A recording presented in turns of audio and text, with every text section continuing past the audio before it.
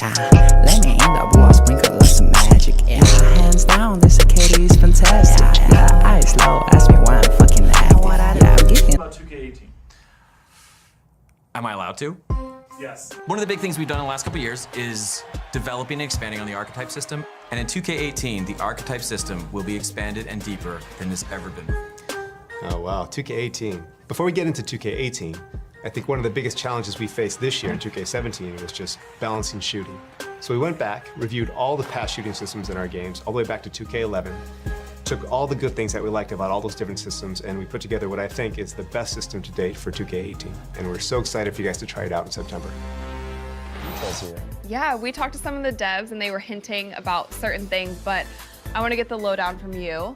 And let's start with archetypes, because the devs mentioned that there'll be a strong focus again in next year's game. Absolutely. I think one of the things that were so special about archetypes, to have these different play styles was something that in the tournament, you really saw these players playing these different roles, and it really made the game more competitive. Now, balancing the archetypes, that's the bigger challenge, that's the bigger question, and I don't envy the gameplay team for going in there and trying to figure out how to balance these things, but we've heard a lot of community feedback. I think we're in a good spot in terms of where we're heading down the road with archetypes. And speaking of community feedback, we've heard a lot about shooting.